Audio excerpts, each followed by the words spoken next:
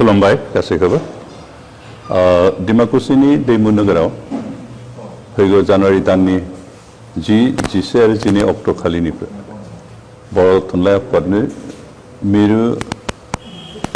गौथुमनि बोसोरारि जथुम्मा जानो थांगासिनो दं आरो बिनि थाखाय बे ओनसोलनि गासै रायजो राजाफ्रा बे बोसोरारि जथुम्माखौ जाफुंसार खालामनो थाखाय लैहोर लैहोरै ओंखारबोनानै खामानि मावगासिनो दं बर' थुनलाइ आफादजों लोगोसे दुलाराय बर' फरायसा आफादनि मावथिफोर विभिन्न दल संगठननि दैदेनगिरि आरो मावथिफोर आरो डिमाकुसि आरो बिनि खाथि खाला थानाय गामियारि रायजो राजाफ्रा ज' ओंखारनानै बिनि विभिन्न बायदिसिना खामानिखौ मावफुंगासिनो दं दिनै बे बोसोरारि जथुम्माखौ जुगामि खालामनो थाखायनो मानगिदिर प्रमद बर' बिथाङा बेवहाय मोनसे गोसोखां खाम्फा बानायनायनि मोनसे थांखि लादों इतिमध्य बिथाङा मैया फुङाव फैनानै बिनि गाहाय खुन्थिया गायसनबाय लोगोसे ओनसोलनिनो इएम बिथाङा बड'फा इउएन ब्रह्मनि मुसुखा गायसननायनि थिरांथा लाबाय बिथाङा गायसनसिगोन लोगोसे आसाम एसेम्बलिनि स्पिकार मुस्रि बिश्वजित दैमारियाबो एक्जिबिशननि थुनलाइ आफादनि मेन पेन्डेलनि मेन गेटआव डिमापुराव थानाय बर' राजानि बायखोन्दा नोगोरनि जि नेरसोन बेखौ पार्मानेन्ट मोनसे गायसनसिगोन बिथाङाबो खोथा होबाय आरो दिनै बे कनफारेन्सखौ गोसोआव लाखिनो थाखाय जुगामि खालामनो थाखायनो मोननै जिनिस गायसननो अन्थाइ खाम्फा गायसन जाबाय मोनसेया जाबाय दैमु नोगोरनि जि दैसा निजोरा दैसा बेवहाय बर'लेण्ड मुंख्लं रायजोआरि दुगैग्रा गाथोन बेबायदि बानायनो थाखाय बे ओनसोलनि रायजो राजाफ्रा थामथिम खालामनायजों लोगोसे दिनै अन्थाइ खाम्फा गायसननाय जाबाय आरो बेयाव बे रायजोआरि गाथोनखौ बर' थुनलाइ आफादनि कनफारेन्स जानायनि सिगांनो कमप्लिट खालामगोन होननानै बे ओनसोलनि रायजो राजाफ्रा दिनै खोथा होबाय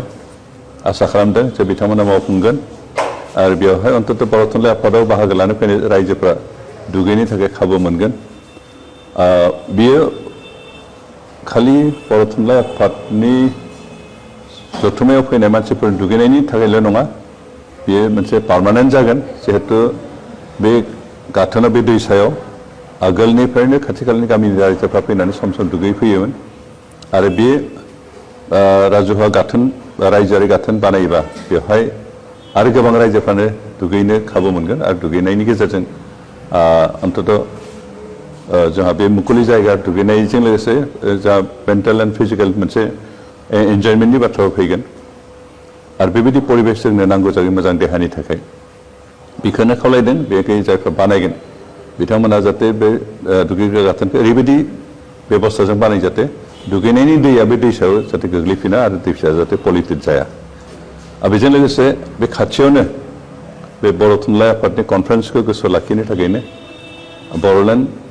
मुंख्लं चिल्ड्रेन पार्क होननाय मोनसे पार्क बानायनोबो थिरांथा खालामबाय इतिमध्य 5 बिघा हा बेयाव सरकारि हा दंखायो बिनि सायावनो बानायगोन आरो बिनिबो दिनै अन्थाइ खाम्फा गायसननाय जाबाय आरो बेखौ अन्तत बर' थुनलाइ आफादनि कनफारेन्सनि सिगाङाव बानायजोबनो हायाबाबो बेखौ स्टार्ट खालामगोन आरो जोंनि बे ओनसोलनि उन्दै उन्दै गथ'फ्रा जाहाथे रंजानाय गेलेनो खाबु मोनो बेनि थाखायनो बे बेबस्थाखौ खालामनो होननानै थिरांथा लानाय जाबाय आरो आसा खालामदों जे बेखौ बर' थुनलाइ आफादनि कनफारेन्सनि सिगाङाव बानायनो हायाबाबो उनावहायबाबो बानायनानै कमप्लिट खालामगोन आरो बे मोननै खामानिखौ बे रायजोआरि गाथोन आरो चिल्ड्रेन पार्क बे मोननैखौ पिएनआरडि डिपार्टमेन्टनि बिटिसि सरकारनि पिएनआरडि डिपार्टमेन्टनि 6 फाइनान्सनिफ्राय बानायनाय होननानै थि खालामनाय जादों आसा खालामदों रायजोफ्रा बेनि गेजेरजों उपकृत जादों आरो बे मोननै जिनिसा जिहेतु बे ओनसोलनि रायजोफोरनि मोनसे प्रपार्टि जानानै थागोन बिनि जोथोन लानाय नोजोर होनाय बे गासैबो बे ओनसोलनि रायजो राजाफोरनि सायावनो थागोन जिहेतु मोनसे जायगायाव थुनलाइ आफादनि कनफारेन्स जायोब्ला गोबां बुस्थु बे पार्मानेन्ट नेरसोन हिसाबै थालाङो आरो बिनिनो नेरसोन हिसाबै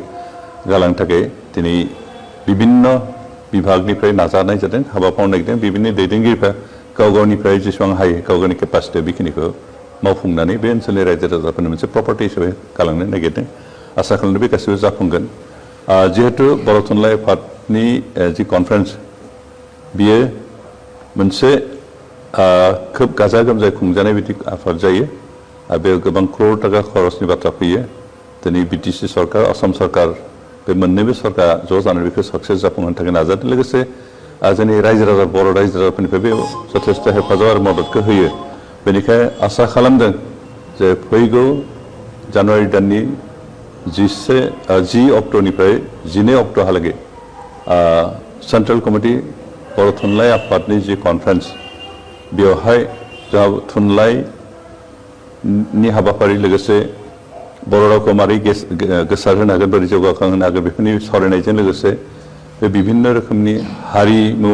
दिन्थिफुंनायबो जागोन आरो बे अकल बर'ल' नङा गुबुन गुबुन हारि हारिसाफोरनि हारिमुवारि दिन्थिफुंनाय बिदि जागोन विभिन्न जाति जनगोष्ठीनि थुनलाइखौ मोजां मोनग्रा थुनलाइ सिबिग्रा बिदि गोरों गोरा स्कलार्स आरो इन्टेलेक्चुवेलफोर फैगोन आरो बिथांमोननि गेजेरजोंनो जों बर' थुनलाइखौ बोरै जौगाखांनो हागोन बिनि थुलुंगा बिनि इन्सपिरेसन जों मोनगोन बेनिखायनो खावलायदों जे दुलाराय बर' रायजो बिटिआर ओनसोलनि जेसेबां बर' रायजो राजाफोर दं लोगोसे गुबुन गुबुन हारि सुबुंफोर दं बिथांमोना जाहाथे लैहोर लैहोर फैनानै बे थुनलाइ बोसोरारि जथुम्मायाव बाहागो लाफैनानै बेखौ जाहाथे साक्सेस खालामो बेनि थाखाय खावलायनाय जाबाय लोगोसे साफ्रोमबो बर' रायजो राजाफ्रा गोसो गोथारै बे कनफारेन्सनि थाखाय मदद आरो हेफाजाब होयो लोगोसे क'अपारेसन खालामो आरो बेखौ मोनसे साक्सेसफुल मोनसे कनफारेन्स खालामनायनि लोगोसे दरं उदालगुरि जिल्लानि बे डिमाकुसि ओनसोलखौ जाहाथे मोनसे गौरब खालामो मोनसे देरहासार बिदि ओनसोल हिसाबै सिनायथि लाखिनो हायो बिनि थाखाय खामानि मावनो थाखाय साफ्रोमबो सुबुंफोरखौ आंनि गोसो गोथारनिफ्राय बिटिसि सरकारनि जानानै खावलायनाय जाबाय